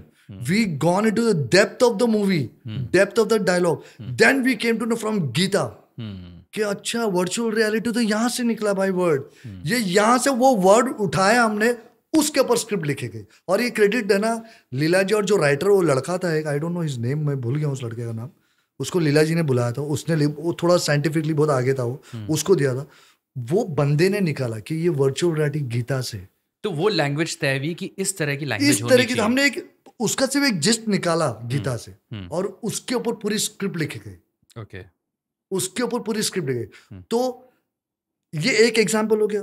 दूसरा एग्जाम्पल, उसके ऊपर ही पूरी वर्चुअल रियलिटी पे आप देखेगा ना, तो हमने कंटिन्यूएशन तोड़ा नहीं है। आप 1 से लेके मैट्रिक्स से लेके मैट्रिक्स रीलोडेड तक देखेगा ना, आपको एक ही कंटिन्यूटी लैंग्वेज में मिलेगी आपको, कई लैंग्वेज को हमने तोड़ा नहीं है उसको। Same thing when like costume drama, when I से लाइक ग्लैडिएटर टाइप मूवी, तो इस पिक्चर में ना एक फिर अगेन वो एक लैंग्वेज आती है कि इसको कैसी लैंग्वेज देना है, तो उसकी जो लैंग्वेज होती है बहुत डिफरेंट होती है वो। तो उसमें हम ऐसे पुराने शब्द भी यूज कर यस देते हैं। यस, हमको यूज करना पड़ता है, तभी तो वो राजा महाराजा का वो जो लैंग्वेज होती है, जब आप पुरानी पिक्चरें देखेंगे, लाइक यू से, जैसे मेरे जुबान पे इस वक्त आ रही आनंद मठ है, लाइक देन आप मुगल आजम देखिए, आप ये जो कॉस्ट्यूम ड्रामा पिक्चर उस जमाने में बनी है, तो उसकी लैंग्वेज देखिए, वो फ्लेवर, एक लैंग्वेज का फ्लेवर है, तो तभी वो चीजें आपको खूबसूरत लगती है। करेक्ट। तो वो जो हॉलीवुड में अभी फिल्म बनती हैं, अभी भी बनती हैं, तो लेकिन हम जब हिंदी में करते हैं तो उसको हम वो फ्लेवर दे सकते हैं जो हमारा पुराने एरा का था, है ना? करेक्ट, वो फ्लेवर। फिर लाइक सपोज मान लीजिए रश आवर, अब रश आवर एक कॉमेडी जॉनर है, हाँ, बॉयज फिल्म जो है, अब वो देख लीजिए पिक्चर, ये भी मैंने किया हूँ, रश आवर भी मैंने किया हूँ, मैं बताना चाहता हूँ ऑडियंस को कि फिर ब्लू डायमंड करके ये पिक्चर मैंने किया हूँ। तो ये जो कॉमेडी, अब इसके अंदर कॉमेडी लाना है आपको, तो ये जॉनर अलग चलता है, उसकी लैंग्वेज अलग, उसकी लैंग्वेज अलग होगी, उसका अप्रोच अलग होगा, उसको फिर हम कैरेक्टराइजेशन देंगे कि ये तू तड़ाक से बोलेगा, ये ऐसा बोलेगा, ये ऐसा बोलेगा, तो तभी एक फ्लेवर आता है। तो यहाँ पर क्या कहते हैं, डायरेक्टर भी राइटर को बोलता है कि भाई मुझको इसमें ऐसा चाहिए, ऐसा लिख। Yes, correct. और कभी कभी ऐसा भी होता है कि हम ऑन द टेबल डिसाइड करते हैं कैरेक्टर को, जरूरी नहीं कि मैं राइटर को बोलूं या कोई भी राइटर बोले, वो ऑन द टेबल भी डिसाइड किया, यार we are going to give this kind of language to this character, तो उसको एक थोड़ा हट के लगेगा ये कैरेक्टर, और डायलॉग को ट्वीक कर लेते हैं, ट्वीट कर लेते, बस उसको ट्वीट कर लेते। तो डायरेक्टर का ये काम बहुत इंपॉर्टेंट है कि एक पिक्चर देखना, एक लैंग्वेज तय करना उसको कैसा, उसके सब में अहम बात क्या है, राइटिंग से भी और डायरेक्शन से इम्पोर्टेंट बात है उसकी कास्टिंग। सर कास्टिंग है ना, आपकी 50% जंग जीत जाती है, राइट। और इसकी कमी आज के दौर में बहुत है। मतलब मैं देखता हूँ तो बड़ा अफसोस होता है कि यार क्या कर रहे यार कास्टिंग। देखिए मेरे एक के चिल्लाने से मैं टार्जन बन के ओ नहीं करता तो कि गंदा करे, आई कांट से दैट। सबकी इंडिविजुअल अपनी अपनी चीज है, अपने अपने तरीके से। कास्टिंग चीज है ना सर, ये सिखाई नहीं जा सकती, नहीं सिखाई जा सकती, नहीं, ये इनर बॉन्ड होता है आपका, ये अंदर से आती चीज। ये आपको मुझे लीला जी ने कास्टिंग नहीं सिखाया बाय द वे, ये कास्टिंग मैंने सीखा है, ये कैसे करना है, कौन क्या करेगा। आप एक ऑडियो चलाइए, मैं आंख बंद करूं, आप एक इंग्लिश ऑडियो चलाए, मैं आंख बंद करता हूं और आप मुझे नाम पूछते हैं समीर भाई ये कौन कास्ट करेगा, मैं आपको कास्टिंग करके दिखा सकता हूं। आपको इंडस्ट्री के हर आर्टिस्ट का टेक्सचर पता है, उनका रेंज पता है मुझे, उनका जोन पता है, ये जोन में जा सकता है कि नहीं जा सकता, इसकी लिमिट कहाँ है, मैं इसको कहाँ तक खींच सकता हूँ ना, मुझे वो भी मालूम है कहाँ तक जाएगा लेके। क्या बात है। जैसे मैंने बिगनिंग में एग्जांपल दिया था नेहा और शिल्पी पांडे का, आई विल गिव एग्जांपल, उनका जो एग्जांपल दिया था, तो मुझे ना वो रेंज मालूम है आर्टिस्ट का, कि मुझे मालूम है अमित जंडी को मैं कहाँ तक लेके जा सकता हूँ। I know that, I know दमन को कैसा खिलवाना है और ये क्या खेलेगा, आई नो विराज क्या खेलेगा, आई नो संकेत महात्री क्या कर सकता है, you know, I know Ninad can do, जो मेरे लिए आज भी इंडस्ट्री में सर इस बेंचमार्क को कोई नहीं तोड़ पाया। अच्छा, हाँ, इसी से एक सवाल पूछते हैं कि सबसे ज़्यादा मज़ा या सबसे ज़्यादा आपको, मतलब क्योंकि you are very passionate director and creative person I would say, तो सबसे ज़्यादा आपको मज़ा किस आर्टिस्ट के साथ आया? आप मतलब बोलते हो कि चुम्मेश्वरी। सर मुझे देखिए ऐसे 3 लोग हैं, अच्छा, जिनके साथ मुझे बहुत मज़ा आया, क्योंकि मैं करियर से, एक तो आज भी मेरे साथ जुड़े हुए वो मेरे वन ऑफ द फेवरेट है, वो आज भी मेरे साथ कर रहे। पहला नाम तो निनाद कामत का आएगा सर। निनाद को nobody can compete with him, nobody can. He is the benchmark for me. और वो आज तक के मेरे करियर के अंदर वो बेंचमार्क किसी ने नहीं तोड़ा, किसी ने नहीं तोड़ा। नहीं वो है, वाकई है जबरदस्त। आप, मैं बता रहा हूँ आपको, आप XXX देख लीजिए, विन डीजल की वॉइस है, आप बोलेंगे यार ये विन डीजल ही निकाल रहा है क्या वॉइस, ऐसी वॉइस को पकड़ा है। टुमारो नेवर डाइज के अंदर, वर्ल्ड इज नॉट इनफ के अंदर उसने विलन का जो बुड्ढे का रोल किया, विलन है वो बुड्ढा, उसका जो किया चंक के चंक पूरी पिक्चर में बोला ने, 8 थ्रिल में आके एंड क्लाइमेक्स में 1 टेक डायलॉग बोला है, पूरा पैराग्राफ। देन आप निनाद का एग्जांपल दे रहे, निनाद का मास्क देख लीजिए।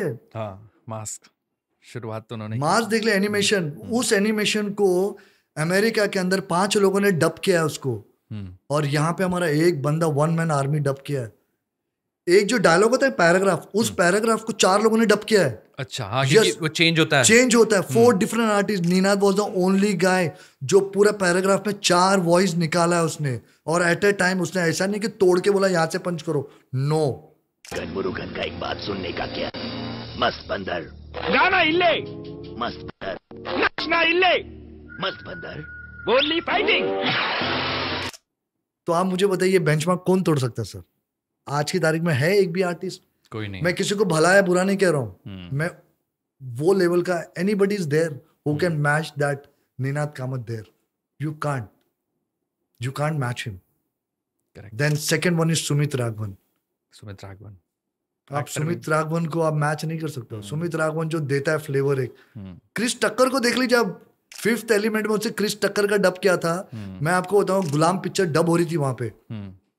आमिर खान आया था आराधना स्टूडियो में। अच्छा। तो अंदर डब करा है, तो उसका एक ही सीन है, 1 सीन उसने पूरे शिप के अंदर है ना, वो कंटिन्यूस डायलॉग बोलते जा रहा है सबको, कंटिन्यू। इतना बड़ा चंक है, बाकायदा इतना बड़ा चंक। सुमित ने बोला मैं तोड़ के नहीं करूंगा, मुझे रीड करने दो। And Aamir Khan was back. हाँ, बैठा था आमिर खान देखने के लिए क्या करता है। सुमित राघवन ने पूरा पैराग्राफ पढ़ा है सर, और 1 टेक उसने दिया है। उसकी हर हरकतें देखा, हरकतों पे खेला उसने, सुमित राघवन ने। क्या बात है। उसके बाद ही गुलाम के अंदर आमिर खान ने बोला था कि वो एक गुलाम के अंदर देखना है कि ऐसा है। हाँ। उसका वो डबिंग देखना सुमित ने किया है। अच्छा। तो आमिर खान टोल के इससे करो डबिंग उसकी। देख ले, सुन ले, समझ ले, फिर बाद में बोलना, ओके? वो वहां उस मोड़ के पीछे सानपाड़ा स्टेशन है। ठीक 10:10 पे एक फास्ट ट्रेन वहां से निकलेगी। तो ये सुमित राघवन। आप क्रिस टक्कर देख लीजिए, सुमित का मैच होता है। मार्टिन लॉरेंस को देखिए, सुमित ने डब किया है। बैड बॉयज में देखिए आप, बैड बॉयज अगर किसी ने देखा नहीं, प्लीज डू वॉच। उसमें विराज ने इसका किया है अपना बैड बॉयज। किसमें? बैड बॉयज 2 अभी किसमें? अमेज़न पे, नेटफ्लिक्स में? I think so it's Amazon या किस पे होगी यार, आई डोंट नो। तो बता वो देंगे देखिए, आपको। विराज और सुमित ने किया उसको। आप देखिए विराज को और सुमित को देखिए आप। Sumit you laugh. Martin Lawrence के ऊपर तो ऐसा मैच होता ना, वो क्या उसके न्यूआंस पकड़ा उसने, कैसा करता है उसकी। देखो अक्सर क्या होता है, एक आर्टिस्ट को ये याद होना चाहिए क्या उस आर्टिस्ट की बॉडी लैंग्वेज पकड़े। बॉडी लैंग्वेज, जब आप बॉडी लैंग्वेज पकड़ते हो ना, तो वो आपका नेचुरल डब होता है। और डायरेक्टर का ये बहुत जरूरी काम है कि उस जो आर्टिस्ट सामने दिख रहा है ना फ्रेम में, वो अंग्रेज, उसकी बॉडी लैंग्वेज उस आर्टिस्ट को लेके पकड़ के ऐसा बोल, जो हम करवाते, तभी वो नेचुरल लगता है ना। अगर ये बोले तो वो मोमेंट पे आना चाहिए झटका के, वो एक वर्ड पे खेलो आप। लेकिन आज के दौर में बड़ा अफसोस की बात है यार, कौन इतना ध्यान कौन देगा यार? इतना डिटेल में कोई जा ही नहीं रहा है सर। कोई नहीं जा रहा है। कास्टिंग, जैसे मैंने आपको स्टार्ट किया था कास्टिंग के ऊपर, कास्टिंग बहुत इंपॉर्टेंट है sir. It's so important for any product. वो आप नेटफ्लिक्स के लिए कर रहे हो, वो अमेजोन के लिए करो, किसी भी प्रोडक्ट के लिए कर रहे हो, कास्टिंग बहुत इंपॉर्टेंट है। अच्छा, कास्टिंग से अब तीसरा फेवरेट आप भूल गए। पहले तीसरा निनाद जो कामत, सुमित राघवन। फेवरेट है मेरा, दैट इज शक्ति सिंह। क्या बात है। शक्ति जी है। एक और भी है, आई एम सॉरी, मेरे 4 फेवरेट है। उसमें विराज आढ़ो भी आता है। विराज, शक्ति सिंह इसलिए फेवरेट है कि आप शक्ति की जब वॉइस सुनता है ना, कोई भी आर्टिस्ट बोला क्या बोला है, जबकि मालूम है आपको शक्ति सिंह सब में फ्लैट आर्टिस्ट है। फ्लैट से आपका क्या मतलब है? फ्लैट से मैं आपको डायलॉग बोलता हूँ, क्या मैं तुम क्या कर रहे हो, लेकिन उनकी आवाज ऐसी खूबसूरत है ना कि वो फ्लैट के अंदर भी लगता है क्या बोला है यार। ये इंपॉर्टेंट है। ये हम डायरेक्टर लोग पकड़ सकते हैं कि शक्ति जी फ्लैट है, लेकिन कोई आर्टिस्ट या कोई ऑडियंस अगर शक्ति जी को सुन रहा है, वो बोल नहीं सकता बोला क्या बोला है। वो खूबसूरती है। वो क्या होता है, देखिए सब में पहले आर्टिस्ट के लिए इंपॉर्टेंट क्या होता है मैं ये बताता हूँ, get into the skin of the character. क्या बात है, मैंने बहुत बार बोली है line which are in vibes में, यू हैव टू। अगर जब तक आप उसके अंदर घुसे नहीं, उस कैरेक्टर को घोल के पिए नहीं, आप एक अच्छे आर्टिस्ट नहीं हो मेरे लिए at least. I don't know for others, for me.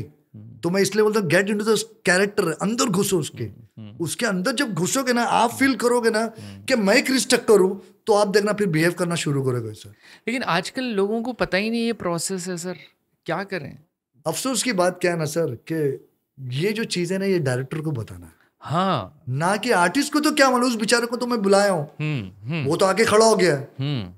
आप जाके उसको समझाओ डायरेक्टर को भी नहीं क्या पता है, कैसे करना है इसको, मैं कैसे चाहता हूँ इस कैरेक्टर को करना, कि मेरा व्यू क्या है इस कैरेक्टर के लिए, how you have to take. Because देखिए सर, जब हम किसी को बुलाते किसी आर्टिस्ट को ना, मैं एग्जांपल देता हूँ, आप विराज को बुलाते हो, अब विराज जो माइक पे खड़ा ना, वो बेवकूफ नहीं है, शाना है, आप खाली उसको बता दो जाके।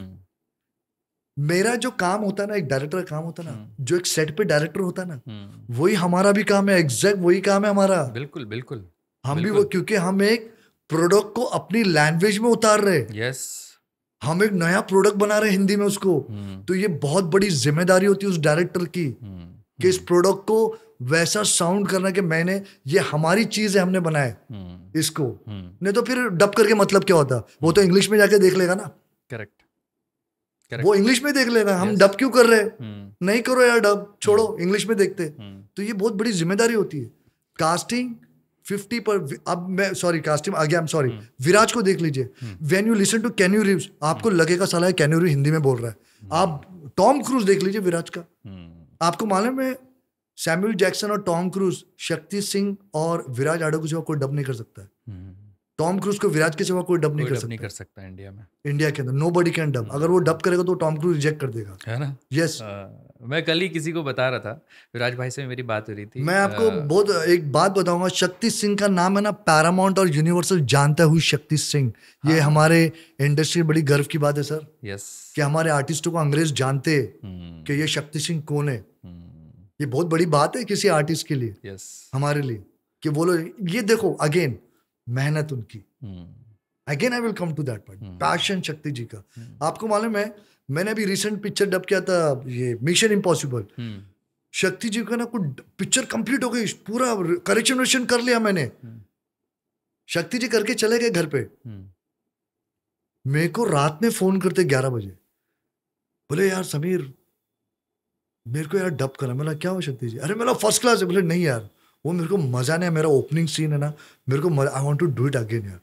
देखो सर, ये पैशन है, ये पैशन है, दिस इज पैशन। सो जो घर में चले गए, डायरेक्टर ने ओके बोल दिया, सब कुछ ओके हो गया, डबिंग कर दी पूरी फिल्म, रात में फोन करते हैं कि मुझे एक पहला वाला सीन दोबारा करना है। पूरा चंक था इतना बड़ा फर्स्ट रील का। He came back in the morning at 11 और शक्ति जी ने पूरा डब किया।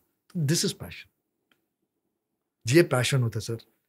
ये मैं हर मेरे क्राउड आर्टिस्ट से भी कहता हूँ कि ऊपर आओ, ऊपर आओ। देखिए अभी पहले हम पे खतरों के बादल मंडरा रहे एआई के थ्रू, समझ रहे हो? यस। तो आर्टिस्टों को इस वक्त तो ना अपने को और बेहतर बनाना है, जो बेहतर रहेगा वही टिकेगा इस लाइन में। मैं सबको ये बोल रहा हूँ आजकल। आज दिन में मेरी बात हो रही थी, नीचे 2-3 आर्टिस्ट मिले बिल्डिंग के, मैंने बोला कि यार खतरे के बादल तो मंडरा रहे हैं, नो डाउट अबाउट इट, इसलिए you have to upgrade yourself in terms of acting, in terms of performance, क्योंकि जो ऊपर के लोग होंगे उन्हीं को काम मिलेगा, उन्हीं को ही मिलेगा। और डायरेक्टर जो बेहतर डायरेक्टर को उसको भी काम मिलेगा। हाँ, उसको भी काम मिलेगा। मैं वही पूछने वाला था, एआई आ रहा है, चीजें हो रही हैं चीजें, क्योंकि सर दुनिया तो बढ़ रही है आगे, टेक्नोलॉजी वाले अपने। देखिए सर, एक बात बताऊं, बहुत सिंपल सी बात है अमित। एक जमाने में रॉक एंड रोल चलता था, करेक्ट, ओके, उसके बाद लूप सिस्टम आया, ओके, उसके बाद प्रो टूल्स आया, ओके, लेकिन जिंदगी रुकी नहीं, टेक्नोलॉजी आते गई, लेकिन उनके साथ साथ जो लोग थे वो रिटायर होते गए, बदलते गए।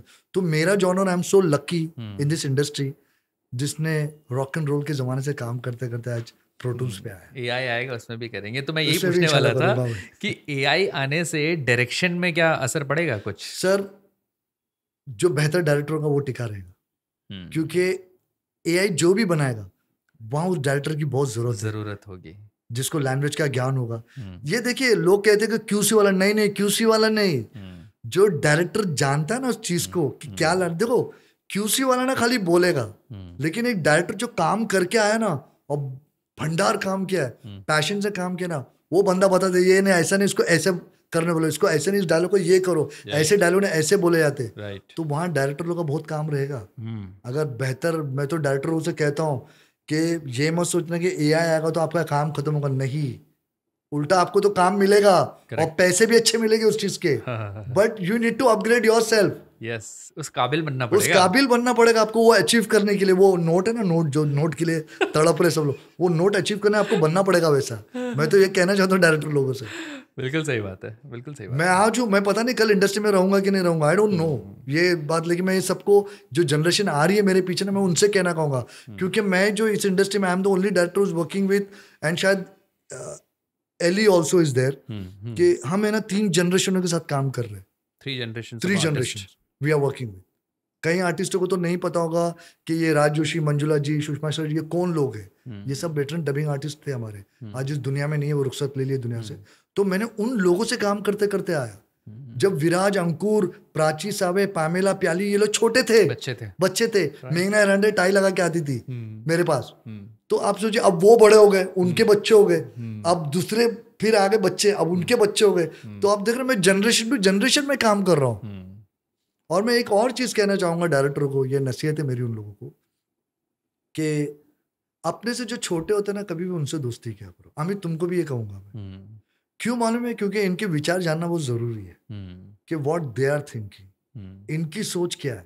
तो मैं उनकी सोच के डायलॉग बनाता हूँ पिक्चर में, क्योंकि ऑडियंस है ना, ये ऑडियंस जाने वाली है।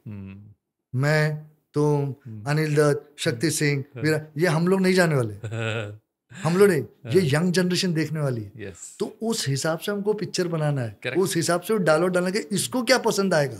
इसलिए मेरी दोस्ती ज्यादातर यंग लोगों से, बूढ़े लोगों से दोस्ती करो, मेरी सोच बूढ़ी हो जाएगी। और अगर मेरी सोच बूढ़ी होगी तो मेरे रास्ते लग जाएगी डबिंग के, क्योंकि मैं वही सोचूंगा, नहीं ये क्यों बोल रहा हूँ, वो क्यों बोल रहा हूँ, नहीं वो नहीं चाहिए, वो नहीं चाहिए। ये क्या जनरेशन सोचती है ना, वो चाहिए। हाँ, अल्टीमेटली हम जनता के लिए काम कर रहे हैं, जनता के लिए काम। व्यूअर्स हैं, ट्रेंड बदल रहा है, उनको आज इंग्लिश आ रहा है, इंग्लिश लैंग्वेज, लेकिन मैं कोशिश करता हूँ कि मैं इंग्लिश लैंग्वेज ना बुलवाऊँ ज्यादा।